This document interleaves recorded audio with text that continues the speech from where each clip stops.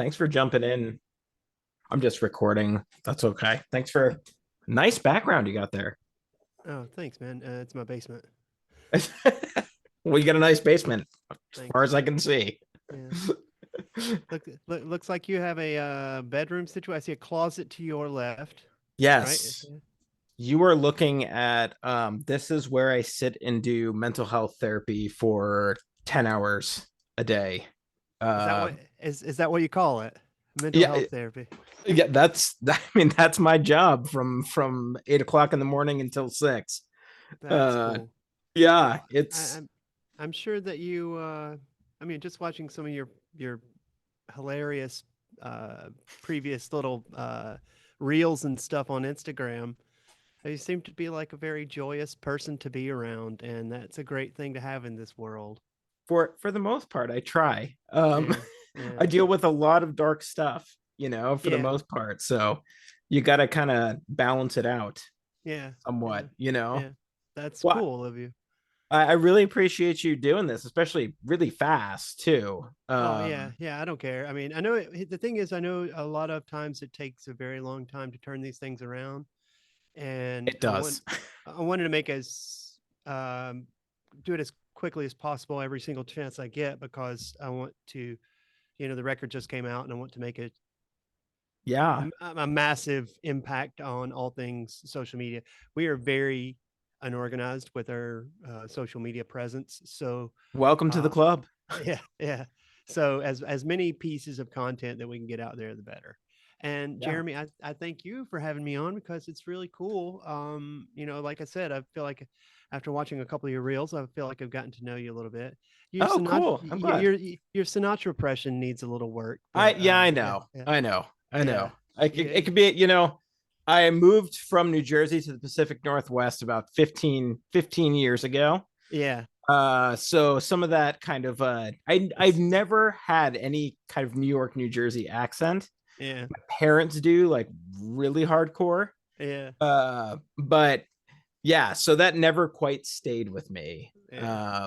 in that way. But I'll work on it. I'll get a little finesse it just Gotcha. just a little bit. Are Cool. you in Winston-Salem still, or I am indeed. born and raised? You definitely got the accent. Thanks, y'all. Honestly, I don't know what the accent is. I mean, as far as it's a generic, I think, from a northerner's point of view, whatever you want to call me, a generic, very sweet drawl, so to speak. That's cool. Um, I do feel like I need to change my lighting here. It looks super weird. oh, you're fine. Yeah, I don't know how many people. Uh, I don't do these things often, but I take it a strobe is not an appropriate effect for this. Hang on. It Okay, is here we pretty go. cool though. I'm trying to find red again. I like the way that. Damn it. Okay, I've passed by red. Okay, gonna leave it at that. Yeah, I like Winston Salem. It's our biggest export is cancer. And Uh, nice, yeah. yeah, uh, Obesity, maybe. yeah, yeah. We are known for R.J. Reynolds cigarettes and Nice, uh, Nabisco products. So yes, cancer and obesity are two big exports for us. right? Um, I never been down in that area. I would really love to. Like, yeah, I'm a big foodie. I've spent most of my life. I mean, I've kind of been all over the place. Lived in Oklahoma for a little bit, and Philadelphia and New Jersey, but never really spent any significant amount of time in the what South. part? What part of Oklahoma? Tulsa. Okay, yeah, that's cool. I went to I university out there for 2 years. you said it like you're British. I went to university. I have a lot of Canadian friends. Yes, you don't call Uh, it. You didn't say I went to a university. You said I went no, to university. So yes, university. when you get injured, you go to hospital. Yes, I watched Yeah. the telly. Yes. Okay. Well. Yeah, so usually how I kind of like start these things kind of off. Really, it's kind of a free flow conversation. It kind of goes wherever they takes us. Some people, you know, like things a little more formatted. I'm a therapist, so I kind of go all over the place, and I'm not going to therapize you, but you do I, look pretty screwed up. I'm So, whacked out of my look. There's lots of appropriate terms to use. I do have attention deficit disorder. same here. So if it jumps from point to point, topic to topic, I'm totally cool with that. Cool. I'm at your whim. Nice. I don't have a hard out or anything. Okay. My wife and I usually do watch British television late at night. So Okay. at some point I will have to go back upstairs and do Yeah, that. no worries. I got two kids, so at some point I Okay. will have to be dad Oh wow. again. So, What type of children do you have? the small kind. Okay. Okay. All right. No, I have a don't. 5-year-old and a 2-year-old. Oh, very cool. Two Very boys, cool. two boys. Very, Yeah. very cool. It's That's a cool. lot of energy. Oh yeah, yeah. A lot, a lot of I energy. totally wish I had some of that energy. I don't have kids myself, but I've got nieces and nephews, and yeah, it takes a lot. Yes, Yeah, it yeah. does. It takes Ryan Parrish and I had a really great conversation about that. And he's actually the person who told me to reach out to you guys. Yeah, Ryan's Because you great. said you Yeah, guys, yeah. We very had a cool. really, really good conversation. And it's really cool to kind of see. I know you guys have a pretty what I mean, I guess would call a special relationship as far as like the two bands. There's a lot of you guys recently did a show with them, Yeah, right? And yeah, there's a lot of yeah, history. yeah. It's a lot. There are bands that we consider siblings out there. Yeah, Hopes Fall is one of those bands. yeah, yeah. So So I like the first question I like to ask people is just like your introduction to music as a kid. Like what kind of music was in the house? What kind of things did you gravitate to? Like how were you kind of did you grow up around it? Oh, absolutely. Personally, I feel that it's always necessary to mention my mom, um, because in the womb, apparently, she had a Sony hi-fi stereo that she would put the headphones on her belly and she would broadcast Motown I love and Motown. yeah, and Jimi Hendrix as well. Yeah. And so I think that that kind of sunk in. I know that sounds, you know, kids don't have those, but yeah, I could feel it in my bones when I was developing bones. You know what I Yeah. mean? Like, so, so when I was a little kid, the first things that I remember obviously are not particular songs. Well, I think I do remember like maybe Devo being one of those things the first time I ever Mhm. saw it. Black Sabbath being one of those things first time I ever heard it. So seeing Devo and hearing Black Sabbath were probably my two first favorites.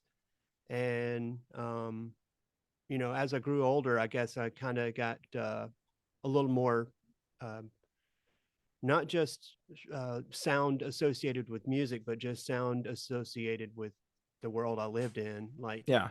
um, I would I would like press my ear up against the refrigerator when I was a kid and just listen to the sound of the motor humming. And, you know, I can remember my brother had a cassette player and I had a broken pair of old Sony Walkman headphones that they just had the little, plasticky diaphragm to them. Yeah. Yeah.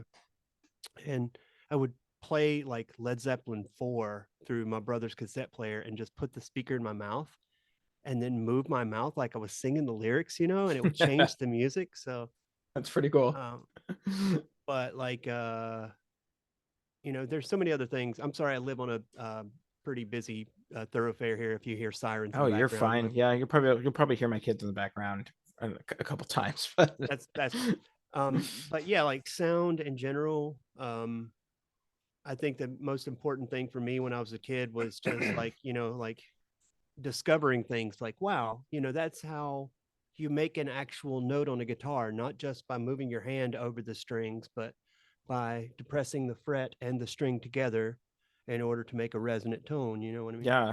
And, you know, my brother had a bass, but I don't remember at home having a bass guitar amplifier. So a lot of times it was just me sort of pressing my head against the actual body of the guitar and listening to those notes. And I do think that's one of the reasons why I am like, the way that I am, sort of weirded out in terms of like, my my love of circuit bending and my love of exploration of like experimental Yeah. sound and noise. So Yeah. So was your brother older? Was he younger? he was older. He's older. He's one of my closest friends. His name's Kevin, and yeah, shout out to my nephew Nathan, who's now in his 20s and can play guitar better than I ever could. So yeah, Isn't that amazing how it works? yeah. Right. Um, was your brother like a big influence on you? Oh, absolutely. Yeah, like Yeah. when you know he was the first person in the house to have a CD player. You know Nice. what I mean? Yeah. That sounds old, but cassettes and vinyl were really, when I was a young kid, cassettes and vinyl were all that you had. And then my Right. brother has this nice, cool stereo in his room, and buys these box set CD box set collections were big thing at the time. Yeah. And I can remember, things like Led Zeppelin, Pink Floyd, you know, Clapton, all these, just an endless number of things that my brother got me into. Um, Aerosmith, all the classic rock bands, I guess. And as I grew older, I always have like wanted, when I make music, I want to always try to like make something that my brother would enjoy, also something that kind of like harks back to the time when we were kids. So Yeah. Yeah. What inspired you, I guess, to like just pick up an instrument and just start fiddling around?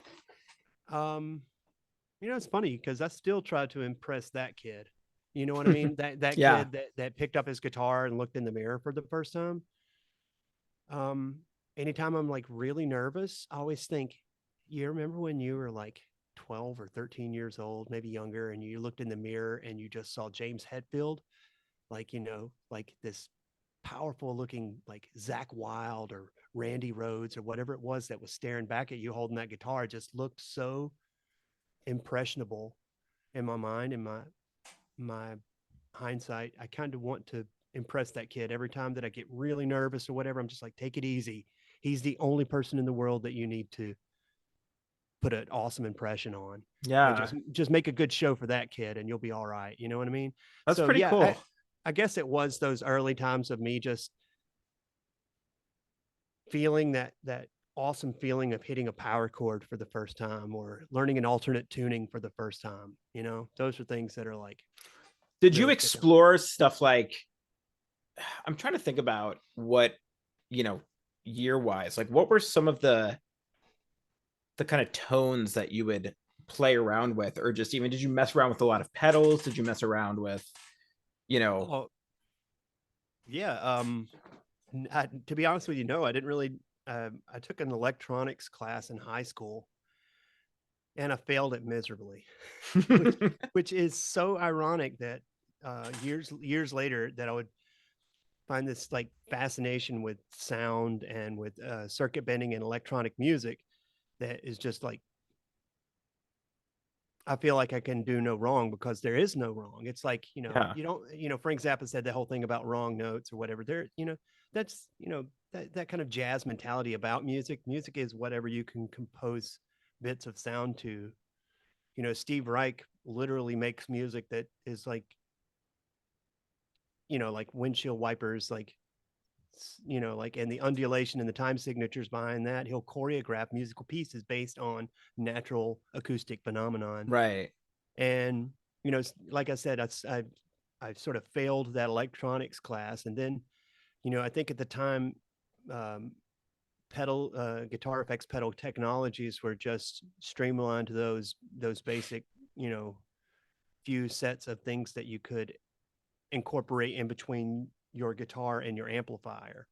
And in reality, guitar and recording effects pedals in general are, not really needed. You know what I mean? You right, should be right, you should be able to express purely yourself and the amplifier, or just the sound hole of the guitar, just as experimentally, if you had like, $200,000 worth of effects units in front of your guitar. right. So, Yeah. so I remember growing up, we had starting to play guitar myself, and there was an older guy at my church. His name was Gary Brown, and I'd listened to some Steely Dan and I was just kind of talking. He was an old hippie guitar player from back in the day. Then he's kind of cleaned up and was a Swiss banker. That's a long story. But Yeah. you know, I was talking to him just as a teenager, 13, 14 years old, and I was listening to Reeling in the Years, and that kind of distortion, you know, that little guitar like you know, and I was talking to him and I was like, you know, like what did you I was so naive because I was like, what did you do? What did you guys do for like distortion back then? He was like, we just cranked the amp. Like there was no like, you know, I'm sitting here, I'm 13, 14 years old. It's the mid 90s, you know, and Mm, I'm playing with Boss metal, overdrive Boss pedals. metal zone. Yeah. Or like a Did little, you know, a Boss pedal board that has all these digital, you know, components on it. He's the like, we just cranked it. ME6? Yeah. He's like, we just cranked it up. And that was like, I, it was so, I don't want to, I don't know what it was. It was a little like mind blowing to me because at the time there's all this access to the things that you could have, right? All these different kind of sounds and stuff. And it's like the tone that I was looking for, was amazed by, was just somebody cranking up his amp and going straight Yeah, through, yeah, you that's know? funny. Yeah, and when you look at it like like the entirety of the '60s was all about like what can we do to change these pieces of tradition, and Right. then Yeah. the '70s came along and they were like, what can we do to perfect these pieces of changed tradition? And then the '80s came along and the '80s was like, what can we do to just totally, like undo these points of tradition? Right. And then along come the '90s, and the '90s kind of, rather than being a culmination of, this is just for me personally, rather than being a culmination of the past and the present, just be in the now. You know what I mean? Right. Yeah. And, or rather than the past and the future, just be living in the now. And I think that's a lot of what, like the attitude of music when we first started being a band in the '90s was, let's just ride this right now. Let's wear baggy pants and see how long baggy pants get us. Like, Isn't that see, funny that that stuff is now popular yeah, again? yeah, yeah, yeah. I mean, I And guess like everything cycles, but that's, yeah. yeah, but I don't know where I'm going with that. Yeah, basically, like I feel like what you mentioned about it just being like they just cranked up the amp. At the end of the day, that's really all it is about. Right. Like DJs like it to be as loud as it could possibly be. If in this world, if you're not loud, you're gonna be kind of forgotten. So Yeah. that's sad. um, so take me like what was one of the first things, maybe not one of the first things, but what stands out in your mind is something that you listen to, like a piece of music or something that you were just like, wow, that's something different, like so something that stood out to you. Yeah, there was a couple of things like you know, I guess probably Planet Caravan by Black Sabbath. Um, the song Orion by Metallica. Mm-hmm. Um, songs not just instrumental, but like songs that were so weird and sounded like they were from the farthest reaches of the universe. Pink Floyd Comfortably Numb always comes to mind because it's Yeah. just such a cerebral song, and a lot of the earlier Pink Floyd catalog as well. Um, King uh, King Crimson has always been one of my favorite bands, and I think the first time that I ever heard, some, I guess like late or early to mid '70s era King Crimson was just like phenomenal to me, and I was like, this is a game changer. When I was a kid listening to that, I was just like, wow, I didn't know music could get this far. You know what I mean? Yeah. Could get this strange. So, Yeah. but yeah, Yeah. some of those things, yeah. And then in the later eras, like things that came along that really changed me are things such as like Sigur Rós Mm-hmm. and Yeah. Radiohead and the like. I feel like there's always some amazing pieces of music that you can listen to every single time you listen to it. You hear something new, Right. and all of all Sigur the Rós does that all the time. Yeah. yeah, yeah, yeah. So So when did you start? playing in bands, or like what were your first like iterations maybe of Code 7, or just even like playing around with friends? Um, just I guess like junior and senior in high school kind of thing for me. I'm the same graduating class as two of the members of Code 7.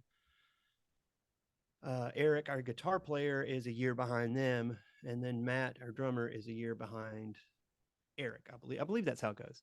Yeah. But I was working in a record store, and these guys came in, and one of the coworkers that I worked with was like, "Hey, these are my friends. They're looking for a singer in their band." And at the time, I was in like a Nine Inch Nails Ministry cover band. Hmm. um, and I am not if you know me, I'm not a guitar player, and that's what I played in those bands. And I was so happy that the I'm still very close with one of the members of the industrial cover band that I did. We did like Ministry and so many other songs. I think we did like maybe we did like a Helmet song or something like that too. But I'm still friends with that guy, and he let me down so awesome. It's so you've never heard anybody. So You've, sweetly. yeah, you've never heard anybody tell you that you're a terrible guitar player as sweetly as he did. He just like one day he calls me out of the blue and he's just like, "Hey man, you're a really good singer in this other band." And I was like, "Oh, thanks, man." Great. And years later, I realized, oh, that's the sweetest way of telling me that I suck on guitar. That's amazing. So I mean, like, But did you originally start singing? So you obviously played guitar, yeah, and yeah. then when did you? Were you like, I can sing? Like, how does that? Were you Oh, just? Were you I the had no Yeah. clue. I at the time I think like things like Anthrax and Testament, bands like Propane and Pantera and Souls at Zero and Clutch and Corrosion of Conformity was one of my favorite like bands because I was like, hey, these guys are from North Carolina, and they are one of the heaviest things on the planet. And, at the time, I think they had just done that Black Sabbath tribute thing. So I was like, this is so great. Like a band from North Carolina can play metal and like it's just mind-blowingly big sounding. Yeah. And I just kind of like emulated all those vocalists, knowing that some of them were guitar players didn't bother me because I was like, hey, I've literally just got a microphone in my hand. And when I first joined Code 7, the first iteration was with a guy named Craig as the second vocalist. Craig was shortly thereafter replaced by David Allen Owen, who is one of my closest friends still to this day. And Dave is on those first few Code 7 albums as the quote unquote screamer. And even though I screamed a lot too, pretty shortly after joining, there was a notion like, hey, let's try to maybe not just do heavy stuff, but like try to incorporate stuff that, like Deftones was doing at the time, and Yeah. some of the more like melodic things. We were really big into this band called Orange 9mm, and Orange 9mm just like changed the game for us. And we did, like music that we thought sounded like Orange 9mm. Dude, I'm so sorry about my lighting in here. It just looks so Oh, I don't wonky. care. All right. I don't usually put too many videos out on. I mean, Okay. it's Yeah. mostly audio, but I do Okay. throw But some stuff on you can YouTube. hear Yeah. the audio Yes, sounds pretty good. perfectly. Yeah, Cool. Okay. yeah, yeah. That's what.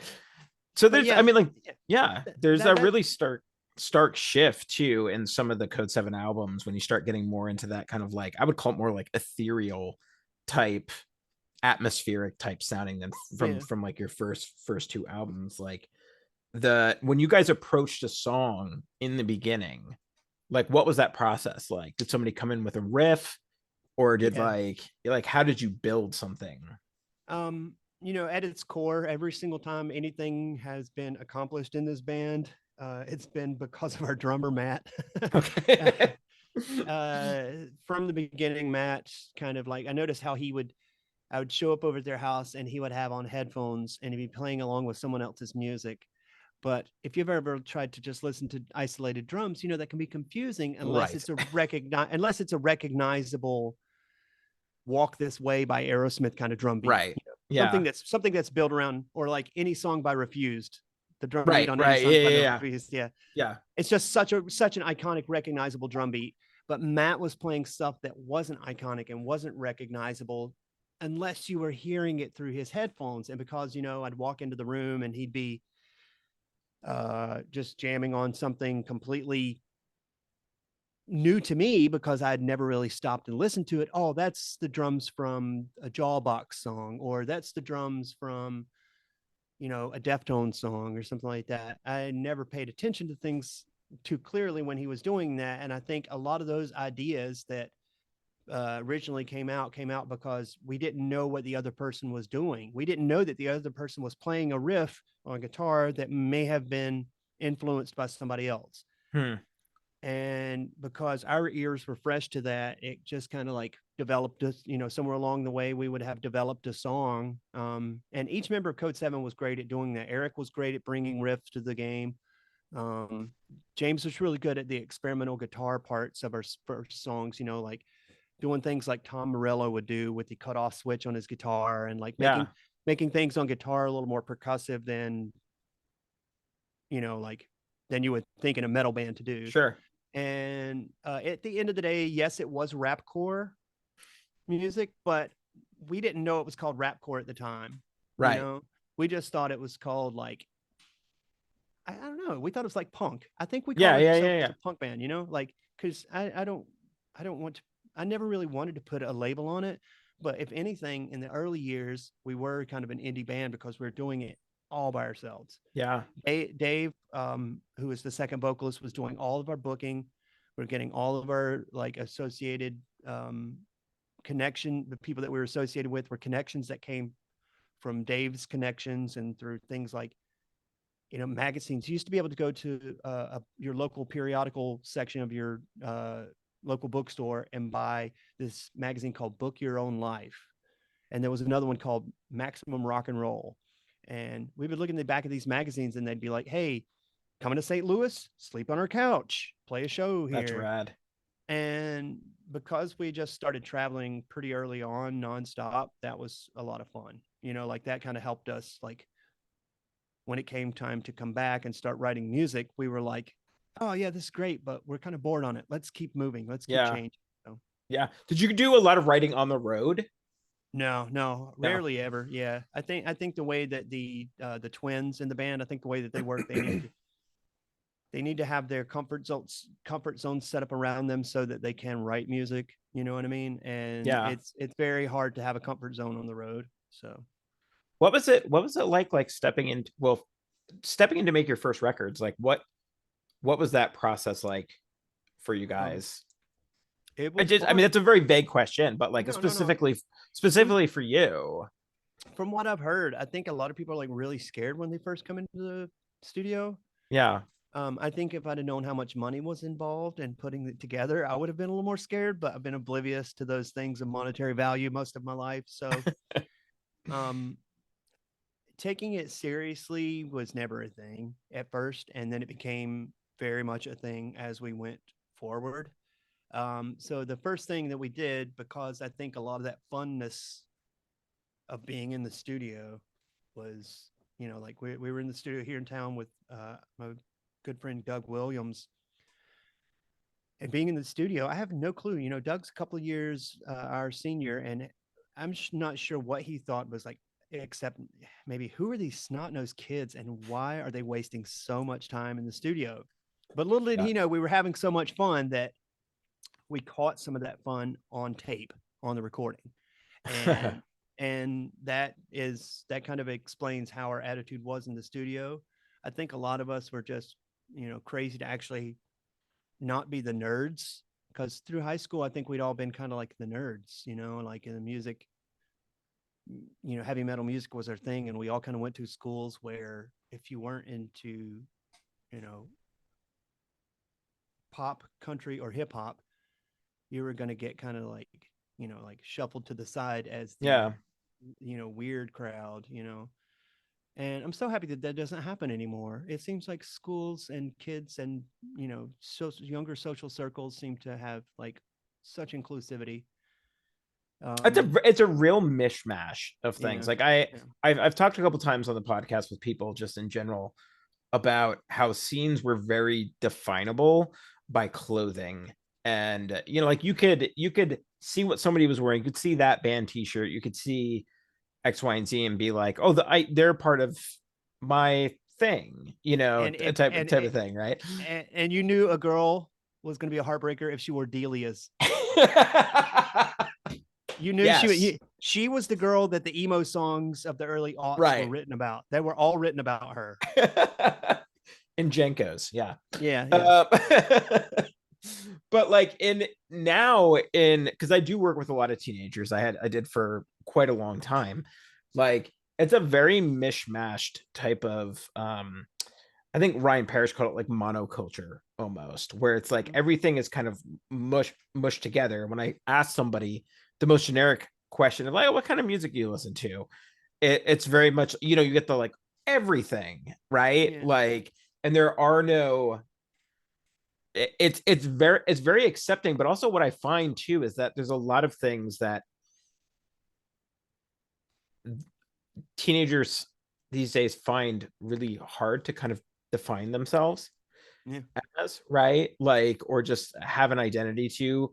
Like when I was going to school, so I was like a sheltered, semi-sheltered, like Christian kid.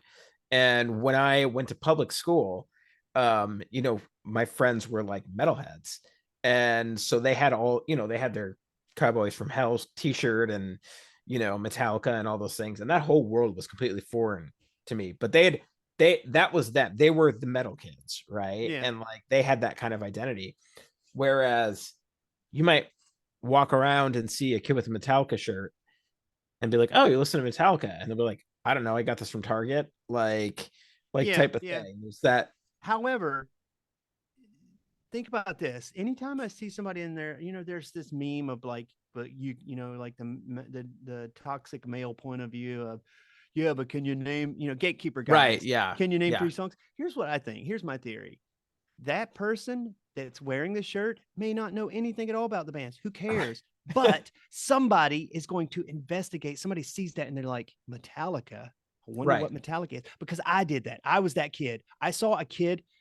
My parents used to own a race car business, right? And they like traveled around when I was a little kid, and they would like we'd go like racetracks and stuff like that. And I would never hang out with the other race car kids. I would always find kids that were wearing heavy metal t-shirts. Mm-hmm.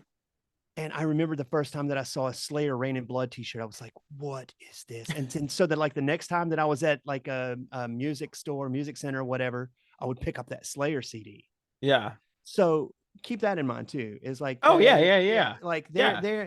there are reasons why they haven't heard, and reasons why Target can market Nirvana t-shirts and like Soundgarden t-shirts. There are reasons that they do that because hey, this is a form of fashion. I look like older pictures that I've seen of other people Right. that Yeah. have that Correct. identity. So today I'm going as that person. You know what I mean?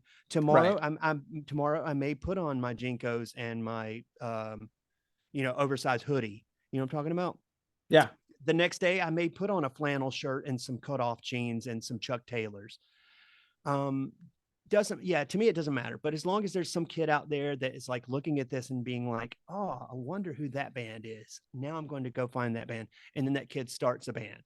You know what I mean?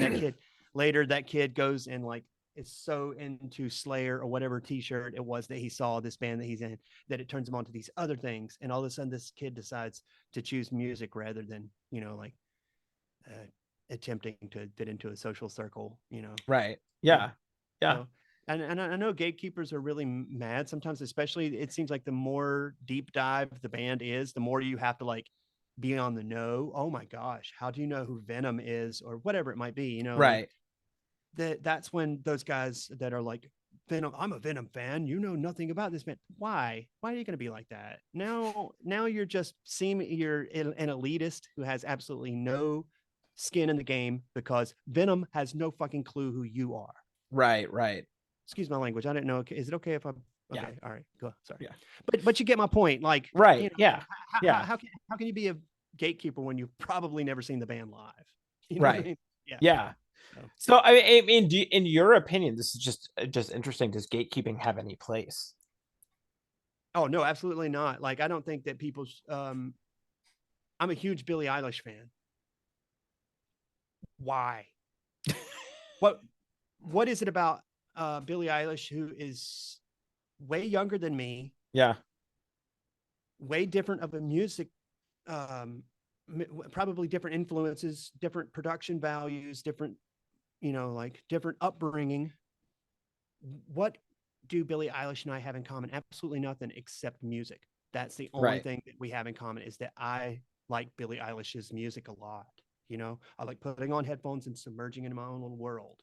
So if I were to have a hardcore Billie Eilish fan that follows Billie Eilish on every point of social media, comments on every single post that Billie Eilish makes, come at me and be like, "You're not allowed to be a fan," I would be really upset about that, I think. So no, I don't think it has any, Right. you know what I mean? Like, I have absolutely no reason to be a fan of any band at all, except for the fact that I enjoy their music. So if you come at me and you're like, "You don't belong with us," I'm going to feel like, hey, I don't think that band would really want you saying that to me. I think that band would want to have as many fans as they possibly can. And that's why I'm here. Yeah. So, Did you encounter any of that kind of gatekeeping in the sense of like when you guys were going around and playing shows and quote yeah. unquote like part of the scene?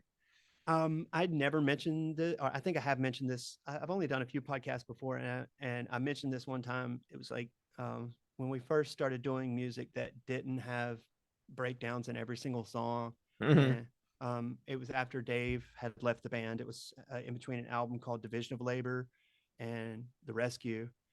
And when we started playing stuff off The Rescue, people just wanted to hear those heavier songs that we Yeah. played, and like we would have a lot of people that would come to the front of the stage, bless their hearts now, because I know for a fact that now they are fans of our music. But at the time, they were just so bullheaded about the fact that we weren't playing um, the older, harder stuff that we had Yeah. played. And they would come to the front of the stage and they would literally just turn their backs on us, backs Serious? against the stage. My Yeah. gosh. Yeah. Yeah. Wow.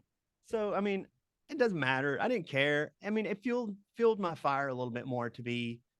I felt like when they did that, I was just like, well, you know what? I'm gonna, instead of singing like Phil Anselmo or whoever it is that you want me to sing like, I'm gonna sing like Luciano Pavarotti, you know. And it fueled our fire to keep being different. I think, we were Yeah. like, and then immediately thereafter, like I said, those guys became fans within a year to 2 years. They were like, they realized that, hey, you know, I kind of like other bands that are changing too. There were other bands that were changing at the time, such as like, so there was, like the indie scene was just like heading so much more away from the esoteric anger that only they knew about, into things that were like, I take Sunny Day Real Estate as a great example. You know what I Yeah. mean? They start up, they were a little more aggressive, and immediately thereafter they found their niche and like beautiful songwriting. And bands like Cave In, you know what I mean? They were really heavy early on, and now they're everything. They're heavy and ethereal, and it just so happened that Codeseven was changing and trying to find our sound, and a lot of people who had bought our previous albums felt kind of ripped off by the fact that I guess they didn't get the memo. You know what I mean? Yeah. Hey, you should put out a different album every time, because the only band that's allowed to do that, the only band that's allowed to put out the same album every single time is ACDC. I was gonna say AC/DC. Like literally, I was just gonna say Yeah, that, but I didn't want to yeah, cut you off. Yeah. yeah, yeah. I mean, and I know I say that a lot, but like, it's true. Why would you want to put out the same thing every single time? Right. Well, So, yeah. Can you like take me through that process of going into the rescue? Like completely different sounding album. Was that intentional? Or was that like this is where we're moving towards? Like, well, when we mentioned early on about effects and like guitar effects, pedals, and things like that, like I was getting into learning a lot about um, the technology that existed with guitar, and the guys in the band were getting a lot into the same thing, and we just stumbled upon MIDI guitar electronics, and like incorporating MIDI into our sound, using the guitar as a MIDI controller, and that's where that came about. There was a lot of things that were written on that album that were basically just like piano parts, but James would play them on the guitar. yeah. And I think that kind of So it helped was us. all through experimentation. That was just this Yeah, we kind were of we were movement. yeah, there was at no point where we can't be heavy anymore. You know what I mean? But Yeah. like things that we were like totally influenced at the time, like, Sunny Day Real Estate, Radiohead, um, but still, like, being influenced by the heavier bands that we knew and loved, Converge and Cave In, and all the bands that we had played with over the years. But we were just doing our own thing, not realizing that it would sound one way or the other. And um, when it came down to it, we didn't know exactly how we were going to pull off the record in the short amount of time in the recording studios we did. We had a gentleman by the name of Alex Newport, um, amazing human being, and he came to our hometown and stayed with us for the week that we were in the recording studio, and we got it done. We couldn't believe we got it done with just the tiniest amount of time to kill. And so at the end of the album and the end of the recording process, we just recorded an acoustic ditty that we threw in the end of the album. Mhm. And I was like, wait a minute, this is not heavy at all now. You put on it start to finish, and it's like super surreal how it doesn't sound like it belongs in the genre of music that we play. But we were stoked on that because, like, we were like, wow, we put together something that we feel like is completely us, for the first time, not having something that was just like kind of like, we need to be heavy in order to be in this scene. For the first Yeah. time, having parts that were just heavy enough to represent what we could do. We felt like we'd found our sound. So When you guys split to or just got picked up by, I mean, I guess how was the process of signing to Equal Vision? Because Equal Vision was pretty big at that time ish, I would say, at least uh within the like Vagrant and all those other types of labels. yeah, we got um I guess, like, we were brought to their attention by our friends that we were touring with, Coheed and Cambria and Circuit Survive and This Day Forward, and a lot of the bands that we were traveling with. Well, This Day Forward before Circuit Survive, and you know, bands that we were traveling with that knew folks at Equal Vision that were like rallying in our corner, and they were, I guess, like maybe speaking to the people at Equal Vision, like, hey, Codeseven's onto something really cool. And we were just so lucky to have that attention from Equal Vision, because they've been amazing. It's been amazing working with Equal Vision ever since Again, yeah. we were introduced to them. They've always been on our side, and always, it's so much fun to work with people who actually believe in what you're doing. You know what I mean? Yeah. So, Yeah. and like I said, I would probably have to say that it was Dan Sanshaw and a couple of the folks that were like rallying for us. Like I said, um, Anthony from, at the time, Seosin, and the guys in This Day Forward, and Coheed and Cambria. A lot of others that we were traveling with were just so special, and that just so happened to be that they had working relationships with Equal Vision that were developing. So they Yeah. said, hey, how about Codeseven? Codeseven is obviously its own band, has its own story within the music scene. And touring with and being friends with bands like Coheed and Cambria, who got massively huge, like massively huge. You know, like what was it? What was it like as a? I don't want to say smaller band, but like what was it like watching that process? It was Watching awesome. these bands, yeah, Yeah, I remember the first time that I saw like action figures of my buddies. I was like, hey, that's guys in Fallout Boy. Hey, we like piggybacked on their video, like we with their video budget or something like that. Like somehow or the other, we ended up making a music video because the director of their video was able to use a little bit of their budget to buy time for us to make a music video, and that was really yeah. cool. And then I saw like Fallout Boy action figures, and I was like, So, man, something about that makes me laugh so hard, and I don't know why, but just like no, seeing that's action figures of people is yeah, just, yeah. But that's the truth. I mean, like, I feel like that when and you know what? It was absolutely no surprise, because they were so talented and so great, and they blew us away every time that we would play with any of these bands. Coheed and Cambria especially, there was just something so magical about them. It's like they caught something that was unique to me because it was progressive rock. You right. know what I mean? And I've always been like I said from the beginning, I'd been like a big prog rock fan, and I was always into those weirder King Crimson songs and Black Sabbath songs that were just like, and this band had that aesthetic. You know what I mean? It's like, no, I don't care what they're talking about. Yes, I love what they're talking about, Right. and the way that they're saying it. I was a massive, massive Second Stage Turbine Blade Yeah, fan. yeah, yeah, yeah, Like, got into it so hard. yeah. Um, And in hindsight, it's no surprise because these are bands that were just like every night that we would play with them, they were so amazing. And I do remember thinking that it was so awesome. We were friends with a band called Before Today, and Before Today later became Pierce the Veil. And we uh, were just so happy to like sleep under their pool tables and like have their mom make us carne asada when we would go and stay with them. It was just so amazing to have these friends that finally got their comeuppance, I guess you'd yeah, say.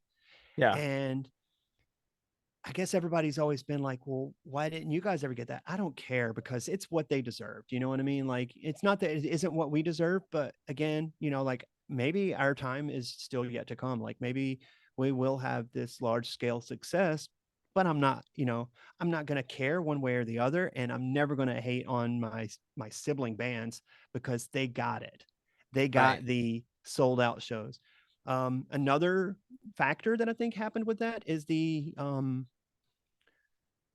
sort of mainstream recognition of Vans Warp Tour, Hot Topic at the Mall, Yeah, and those two factors, I think, with you know, also considering that at the time the internet and YouTube were just now taking off with like some I can see a band's performance when I want to kind of thing. All I right. have to do is go on the internet.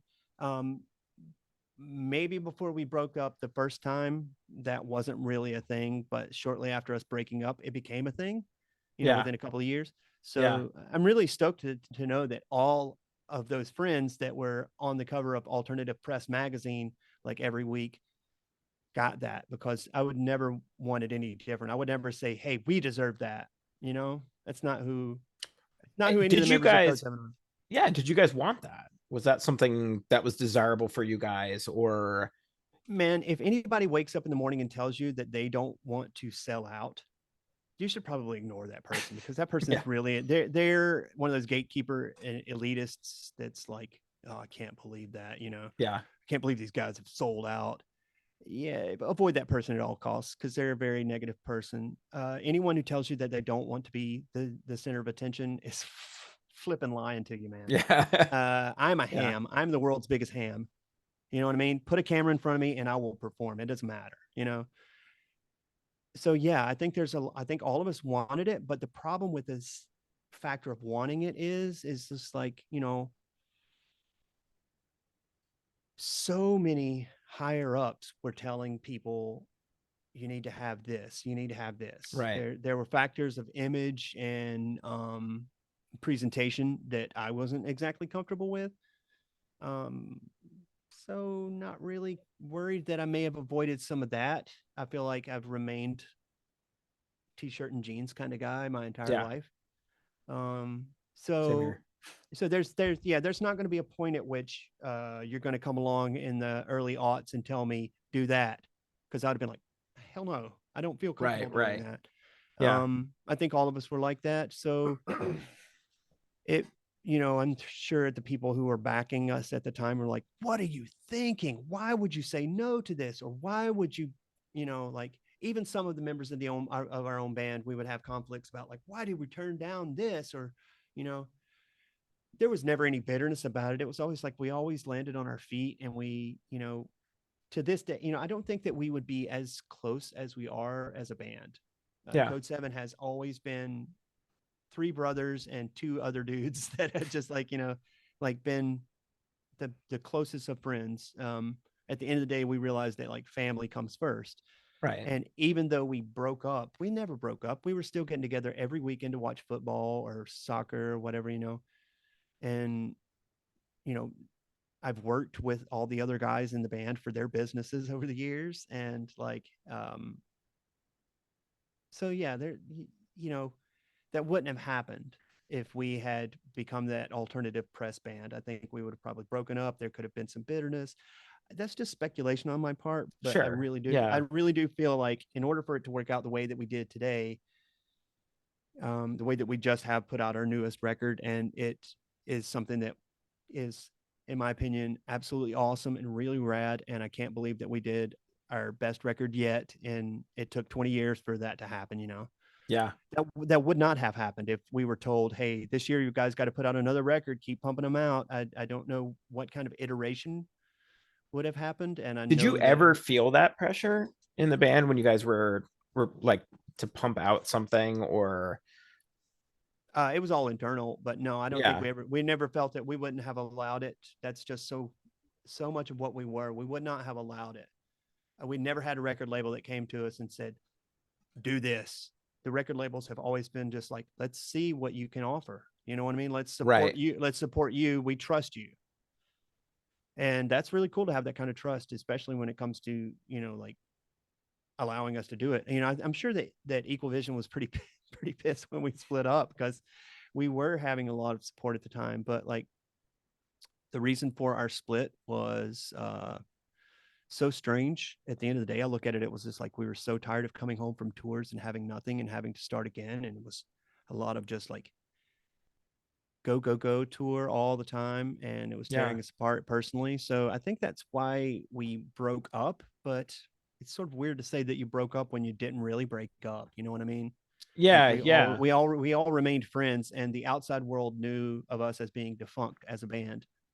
But I don't think there's any person in the band that ever felt like, "Hey, we're never going to get back together again." So Was there a specific point where it was like this is done? Like, no, no. I mean, in my heart, if you're asking me, that would depend on who you yeah. ask in the band. In my heart, No, it I'm never asking was. you. Yeah. Yeah, Yeah. it never was. I was, like, I guess I was a little concerned. I was just like, well, now I've got to go, and I was living in a different city at the time, and I think that's about as close as I got to feeling alienated from the band Code 7. I didn't talk about it for a long time, but like, I was, just I became a hermit over several years. The years that I like kind of got invested in circuit bending and circuit modification and building my own instruments. And I was a real hermit, and I lived in a city that's about 30 minutes away from here at the time. And that's about as far away from the band as I ever got, was Yeah. from 2006 to 2015. Even though in 2010, we got back together for a tour with Circa Survive, Animals as Leaders, and Dredge, which was absolutely awesome. We came off of the road, and there wasn't any discussion at the time. That tour wasn't with Matt, our drummer. It was with a drummer named Todd Turner. And Matt, our drummer at that time, he was living in a different city. So yeah, I think that would have also been one of those points. Even though we were functioning as Code 7, it was not the Code 7 that we knew and loved. It was an iteration of Code 7 that was sustainable for a 2-month tour Yeah. kind of thing. So, and then once Matt moved back to North Carolina, again, it was just like football games every weekend. We all have the same friend circle. Anytime there's a cookout, we're always there. And that was about as far. Yeah, like I said, from the period of 2006 for me, period of 2006 to 2015, when I moved back to the city, that was probably about as alienated from Code 7 as I could have possibly been. So Yeah. What was the transition out of doing touring life and kind of back into I've heard it likened to from other guests, like almost like going from the military back into like the real world. Like, was that a hard transition, or what did it feel natural, or like what was that like for you? um, I think when it happened, immediately after it happening, I started thinking, okay, there was so many times that we were on the road that we had to go to Guitar Center to have something fixed, or we had to go to an amp store to have something fixed, or we had to. And now this is just me personally. Um, I got so frustrated of not knowing how things worked, not being able to fix them myself, that I kind of took a deep dive into, hey, if something screws up on the road, if I happen to go back out again someday, I want to know how to be able to fix it then and there. Right. And that was just like my sort of introduction into tearing apart things that were electronic and putting them back together. And so that wasn't hard for me at all. That was just like, I'm prepping, I'm going back to school, even though I never went back to Right. school. I'm going to my own school of knowing how to fix things so that when we go back out again, I'll be prepared. And like that obviously led me into a world of discovering new technologies and discovering things that could make our band easier. And if you look at technology over the past 20 years, it's just so much easier to do what we were doing then now. You know what I mean? Yeah. Yeah. And so efficiently. So it didn't take me much to come off the road and feel that way, but like 3 or 4 years in, there was a longing to get back out, and I think that's why we did that Circus Survive, um, Animals as Leaders and Dredge tour. It's just really that need to tour was still in our blood. Yeah. Even if it wasn't all members of the band, it was still in our blood, and so we went back out and did that. Came back home, and again, anytime that you're out for a long time and have to come back and find a job and get back into the real world, it's really super frustrating and weird. So what happened Yeah. I can imagine. after we came off the Circus Survive tour is our guitarist Eric decided to open up his own brewery here in town, Oh, nice. and John and James decided to open up their own direct to garment t-shirt printing business here in town. And yeah, it's pretty fun that their businesses have gone so well during the dormant period of Code 7. It's kind of funny the way when you were talking about selling out or whatever. I was really heavily into the craft beer scene for a long time, and working in bottle shops and talking with brewery reps and things like that. And you would kind of get this bite from, um, you know, people who were like, oh, this was sold to Anheuser Busch, or this was sold to these different like mega corporations, and like, and then people would totally gatekeep, right? And my thinking was always, because we had a friend of ours a long time ago. His name is Josh Freem. He's got a big brewery now in Pacific Northwest. Um, and I was like, dude, if Anheuser Busch came up to like a Josh Freem's brewery and was like, we want to buy you out, I'd be like, do it. Like, Yeah, do it. Like, you people crap on these decisions, and it's kind of one of those things where it's like, you put the time, sweat, and tears into it. Like, running a business is hard. yeah, It's like just like a band, like all those things. And it's like, if somebody's like, here's more money yeah. and we're going to make it a little bit easier, like, We're going to and make it easier for you to do what you love to do and right, make it sustainable. right, right, Yeah. right, you'd feel Oh, like, that's yeah, it's an easy decision. yeah. It's like, fuck Maybe, the cred. Like, I okay, don't, yeah. Like, is that something about being in your 20s? I'm sorry, but that must have been yeah, something about being in your 20s in the early aughts. Maybe I don't know. I can't figure it out. It's just like, why would you turn something like that down? You know what I mean? Like, maybe it's the culture of like coming off of this like grunge era mentality of like everybody should be like Eddie Vedder and we should right. buck the system like Kurt Cobain. Uh, uh, Not worth it, dude. At the end of the day, you need to make a house payment. Right, Yeah, exactly. yeah, Exactly. People have families to feed, and I think one of the episode I'm about to put out is with Johnny Smirnow from Beloved or yeah, whatever. yeah, And like they became family men, and like they had mouths to feed, they had things to do. They were like, knew that we weren't going to blow up and be like the biggest thing. So like, we had to transition out. We had to do this. And yeah, you know, if you're given the opportunity to feed your family and do what you love, like, why not? yeah, yeah. You know. So what took you guys into making this album? Like, That would probably been when we went to Furnace Fest. oh I think yeah, that has like become the I guess the mythos behind us getting back together has spun from that. I don't know. I think it was just, even if Furnace Fest hadn't happened, I think it would have still been like a frustrating thing for us to all come to terms and say we have more to say. We yeah, need to get back together. But Furnace Fest made it easy for us to get back together and say, hey, we have more to say. We have more to offer. It's like sort of an unfinished conversation. Like the last album was like an unfinished conversation of what we needed to do as human beings and making music. We never got a chance to follow up on it like it should have been, which like the record that we just did, I feel like is so much further beyond anything that we could have possibly done. So Yeah, that's like rad. I mean, if do you we guys have it, future plans for stuff yeah, or? oh yeah, we're not stopping as far as like the creative process is going. We're still writing music. We're looking forward to playing on, like festival circuits and small tours and things like that. So yeah, like we're fully functional as a band, trying to put things together now in a world where social media demands and that sort of like the need for an app for you to apply yourself in terms of creating content constantly and making yourself a viable entity on the internet. Don't know how we're going to monetize that, except for the fact that I have no worries, because at the end of the day, I know how talented we are, Right. and that we'll need to come out with another record eventually, and that's when I'll start to get really happy again. So in between now and then, it's just all downhill from me. So yeah. Until the creative process is again, it's just me being like, yes, we have a record out. It came out how many months ago? Yeah. Right, But right, right, right.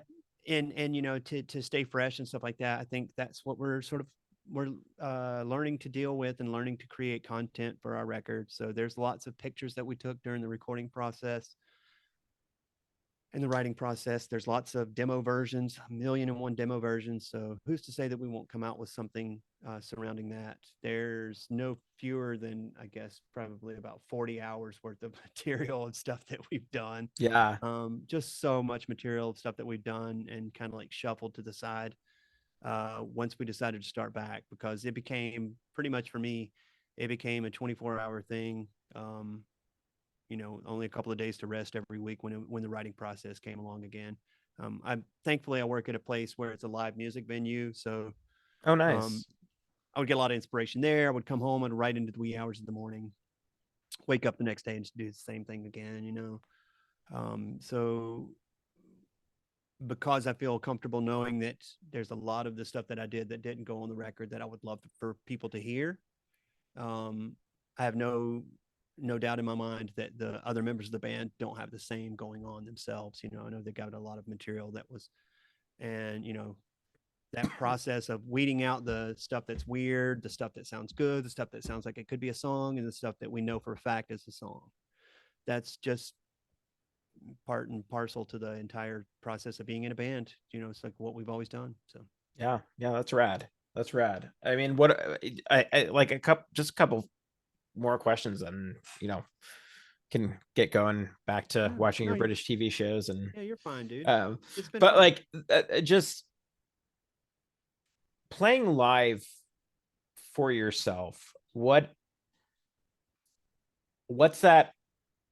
What's that like for you? And specifically more like I had a conversation with Jason Gleason from First Seems Forever, that there's just like inhabitable space on the stage that some people get into, where it's like you kind of enter this kind of zone when you're playing. Or um for me, it's like whenever I would go on stage, I would come alive in certain ways that I didn't necessarily know were there, like until I stepped on stage. Like what's the live playing experience like for you? Well, like I said, I'm a ham. Get me in front of put a jackass in front of a microphone and let's see what happens. Let's find out the hard way what happens. Um, as I've grown older, I've learned how microphones work, which is fun. I think that was the whole thing of where I'll show you. I used to do this. Yeah, yeah. What am I doing there? Why are you covering up? So when I found out that sound goes in this way, I was like, oh, that's so cool. Wow. But yeah, that since I discovered that, that's helped out a lot, as a musician. Nice. Also, taking it and putting it on the end of a microphone and swirling it around, putting on the end of a cord and swirling it around. It's not what's supposed to be done with it, and that's bad Right. for your. From what I hear, that's bad for the cord too. Right. Yeah. Yeah. So, um, keeping it on a stand and maybe being about 5 or 6 inches away, that's important also. Right. Right. So, um, beyond that, if you don't get in the headspace of where you were when you wrote the song, it's not the end of the world. Yeah. But by all means, make sure to be as true to that original version as you can, and make sure that you're able to hear your drummer. And because so much of singing is about this percussive aspect, your plosives, your phrasing, your Right. dynamics, and don't back away from the microphone so much. I think there was a lot of times when I would back away from the microphone in the early years. And being on stage in front of your friends, the people who are there to see you, your band members are just as important to those people. And never forget that. Never forget that you have these people who are, literally their necks are on the line too. I think a lot of times whenever anyone is on stage and they freeze up and this mental process, this mental block comes along, it's so weird because it's like, you know, when the mental block's not there, it's like you can easily take the escalator. Right. But when the mental block is there, it's okay to take the stairs. Don't worry about taking the stairs. You're going to get up there anyway. You know what I mean? And I mean that in terms of like, am I able to hit this note that I'm worried about hitting? Or do I feel like this is going as well as I think it should be going in my head? You know what I mean? Or Yeah. like, yeah, I was sick last week and now my throat's a little sore. Am I sounding raspy? Am I sounding nasally in my Sometimes you don't need to worry about that. You just have to take the stairs because like otherwise you're just going to stand at the bottom floor. You're just going to stand on the bottom floor. You know what I mean? So Yeah. instead of taking the escalator all the time, you have to take the stairs. But what's easier if you keep all the factors in mind of what it means to perform as a vocalist, the only thing that you really need to remember is if you want to get up the escalator easily, make sure you've stayed hydrated, make sure you got a good night's sleep, make sure that you warm up before you perform. And if you're on tour and you're doing it a lot, make sure that when you come off stage, you're warming down. Because a lot of times what happens is when you're performing, you get in this really loud, I'm on stage, I've got to perform and project. And then you come off stage and you're still like that. You're like, hey, thanks for coming to the show. I know you're only like 2 feet away from me, but I'm still talking. So what I do now is like anytime that I come off stage with the band, like, and I've like just, not that I play with a lot of different bands, but I've like done like, just like work here and there with other musicians. And I feel like I'm still talking loud. In order to sustain my voice, I'll just give myself like a minute or two in the bathroom and I'll just like stand kind of close to a wall and just like talk, like return my voice to a Hmm. normal. And that way it doesn't stay strained all night. And, and I try to like let any kind of like, any kind of grudge or anything I might have against another band member. It's so important to just let it go for Hmm. those few moments, like not that we're grudge carrying band members, but we are brothers. You know what I Yeah. mean? There are Yeah. three, we're all five of us, even though three of us are blood brothers, there are five brothers in our band. And no matter what's going on for them, it's just like I said, it's like equally as important that their necks are on the line here too. So don't hold any grudges. I think that's a big mental block when you're on stage. But that's what it's like for me. Like that's Yeah. what if you were to ask me what it takes for me to put on a good show, what it takes for me to get up the escalator easily every single show, that would be it. It would just be like a couple of those things, especially hydration and sleep. As a vocalist, it's and also don't you can edit this out, but I smoke a lot of pot and I don't drink alcohol, and that helps. I drink a lot of coffee and smoke weed, but and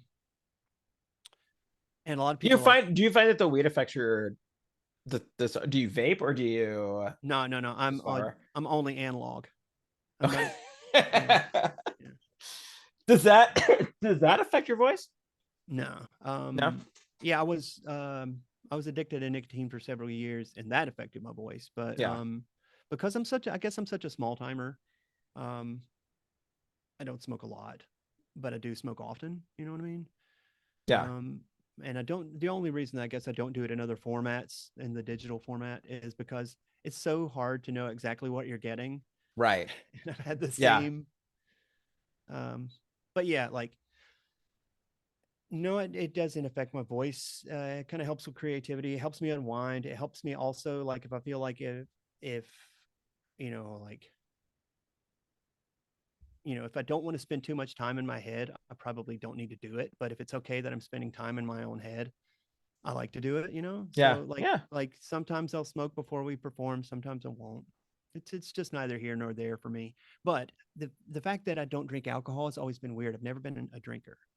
And I know that's weird for some bands because there's always like a person in the band that's heavily intoxicated or, you know, not every single situation, so many It's things. weird what we normalize, right? Yeah. Where like I had to stop drinking alcohol a couple months ago just because of some digestive issues and things like that. Yeah. And getting away from alcohol as just a thing that's just done, or just like begin to realize how much socially things revolve around Yeah. alcohol, whether it's like, hey, let's grab a drink, or like let's do this, and trying to Have you find ever alternative ways. have you ever watched British television? Every single Yeah. interaction. Hey, I've just cut my thumb. Oh, let's have a drink. Hey, Right. I've Yeah. just yeah, Let's go my have a dog pint. died. Yeah, let's go have a Yeah. pint. Every single that's the answer for everything. Yeah. Yeah. Um, Dude. but yeah, like okay, so with Eric, our guitar player, owning a bar, it's really funny that I don't drink because I can remember the first time that he had me to his bar. He was just like, "You want one of these?" It's like, "No, no, no." But my wife, my wife will have one, and she enjoyed it. But like he asked me, he was like, "What do you think?" I was just like, "Yeah, tastes like a beer." Yeah. Yeah. But Yeah. like Yeah. I never have had a taste for it. I think another reason is because like um I'd always have to get in the van at the end of the night and drive to the Right. next city. And that was kind of cool. I liked driving at night, being like super creeped out. Hey, guess what, Jeremy? Thus far, your podcast is the first podcast that I haven't mentioned aliens or UFOs on. Nice. Yeah, that's Okay. cool. It's either, is that an accomplishment here, or Yeah. It's totally yeah. like because everybody because of the rescue because the album The Rescue, everybody associates me as like the UFO guy. And also I host a paranormal Yeah. here. Right. Yeah. I have a paranormal event here in town, Nice.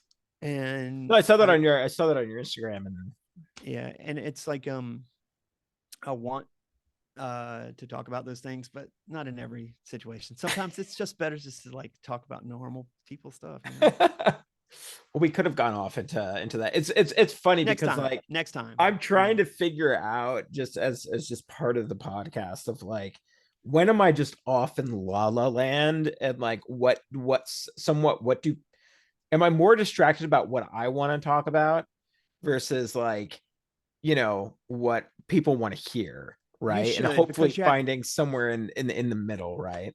here's my thought about it. You should because this is your I don't want to call your podcast your hobby, but you mentioned that when you're on this thing during the day, that's there's different scenarios, there's different Yeah. work circumstances. So you should go off. You should go off on those tangents. I want to hear what you have to talk about. I like to turn podcasts around and find out what all that stuff is on your dresser behind you or what that map is of behind you. Things That's like that. Jersey. That's New Jersey. Okay, all right, all right. So, but you get my point. Like Yeah. your personality does need to shine. Otherwise, it's just going to be kind of a boring podcast. Not to say that I've ever been a part of any boring podcast. I'll just say that it's a very important thing for me to be setting down here with you, like we're having a cup of coffee at a coffee shop or having a beer at a brewery or something like that. We're just two chums hanging out. And like, if you decide to go on a tangent, it's all the more reason for me to have just as much fun. Whereas if you were asking me I have been on podcasts where they've asked very strict and stoic questions, and I felt like I was prompted, and then I felt Yeah. like I was the one who was going off on tangents. You know what I mean? Like I Right. was the Right. one and I have absolutely no clue what I was talking about, and am questionable about whether or not I actually had too much to smoke before that particular interview. But we won't talk anymore about that. But I just kind of think that Tom DeLonge is the alien guy, and that just never really like crossed my uh, my mind. not familiar. Is he a Tom DeLonge yeah, I'm from Blink 182. oh, I've heard of them before. Yeah. Um, I, yeah. I, Yeah. I'm not familiar. He seems like a great guy, but no. Honestly, I do know. But like I He feel is like like really into aliens. he is, and like he's had so many of the greatest kind of ways of adapting to it. As far as like like now that we are coming around and finding it to be more of a, I mean, like world leaders are finally coming forward and saying, hey, we actually do have, there actually is irrefutable evidence that this has been a phenomenon that's been happening. And then Tom DeLonge at like one of his very first shows that they play as Blink 182 and comes out on his, it's like, I told you so, or something like that on his Yeah. shirt. And I was just like, Yeah. yes. I mean, Were you like I, losing your goddamn mind? Were you like, I told you, I told yeah, you no, I to wasn't, all but your friends? I wasn't, but it's just like I felt like sharing. I felt like sharing all these memes, like the guy that's like, "Where have y'all been?" You know what I mean? Yeah. Like, you know what I mean? Like, where, like, did you not hear what I was saying this entire time? But yeah, like, and it's also funny because like there are a lot of people who are really into the phenomenon who have not been lucky enough to actually see some of these things. Yeah. And now I don't know what any of Tom's stories are. I've never really listened to any of Tom's stories, but I know that there are people who are absolutely convinced that the phenomenon is real who've never had an actual encounter. And for me to be as, for me and all the members of Code 7 to be as lucky as we have been in seeing these things over the years, it's just so fun to now be kind of like validated, to feel a little more validated by the fact that um, it is a very real phenomenon, and people are just now coming around to discovering that it's a real phenomenon. Whether or not it's these things that have almond shaped eyes and little gray alien heads or whatever, I have no clue. I don't care about it. Right. Right. Right. Right. I just know about what I've seen, and what I've seen has been in the sky. It's been close. It's been far away, and it's been very real. I mean, and it's been experienced by myself and other people. Now, I've never seen like any kind of biological entity, and I won't claim to have ever seen any kind of biological entity, but it's definitely a real phenomenon. But what's also weird for me to ask is like whenever people start talking about this, and I often ask this at like my paranormal group meetings and stuff, what was the very first time, if you can remember, Jeremy, what was the very first time that you ever saw that iconic image? And I know you're probably able to remember it, but the iconic image of a gray alien with the almond shaped eyes. Oh God. Can you remember what that was? I feel like my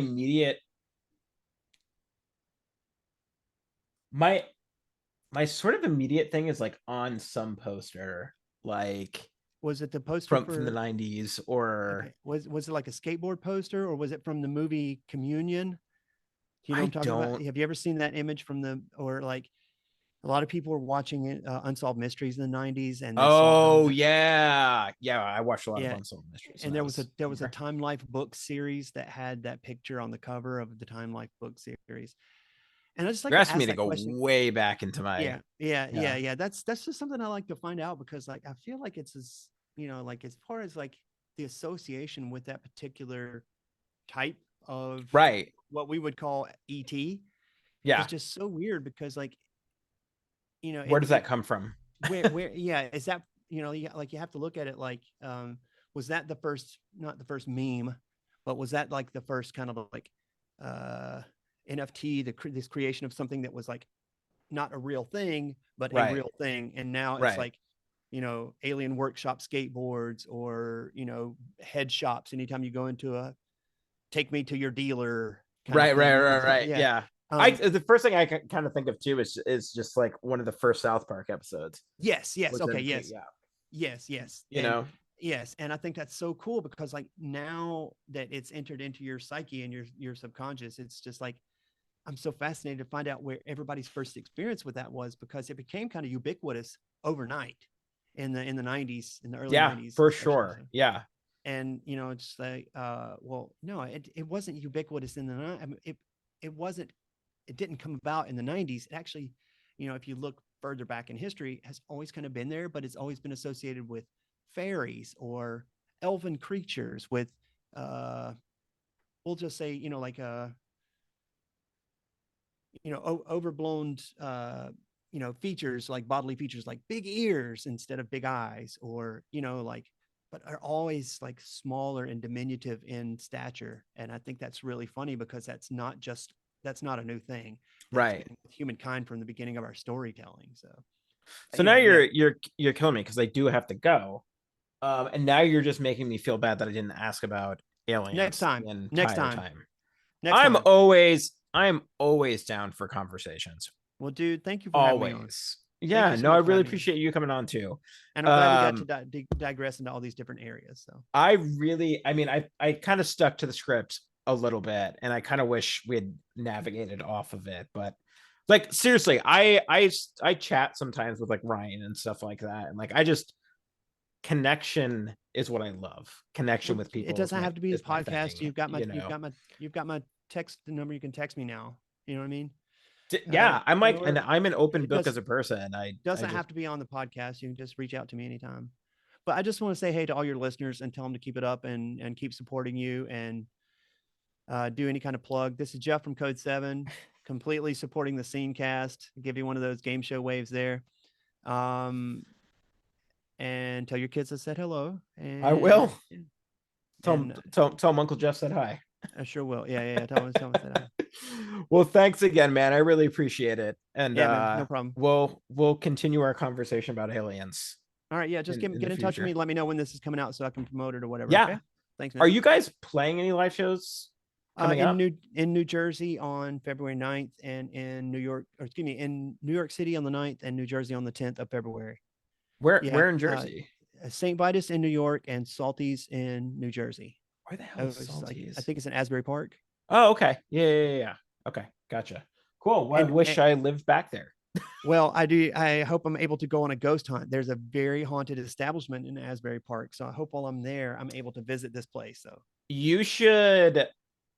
Do you have any of the weird books? There's like a weird New Jersey, weird North Weird Carolina. New Jersey was the original book. Man, we used to go all over the place. Dude, that's a weird state. In Jersey. Yeah. It's a weird state. Yeah. We used to, oh man, I could talk about that for the long time. Please, there's a place called, next time. Yeah, there's a place called Clinton Road. You should look it up. It's Clinton Road, spelled Clinton like Road. Okay, cool. Like the president. Yeah. Is it in the Pine Barrens?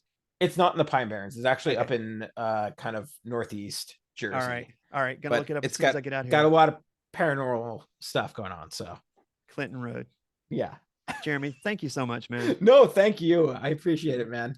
I'll talk to you later. I hope you have a great rest of your night. We'll see you soon. All right. Yeah. Thank you. All right. No problem. Bye-bye. Bye.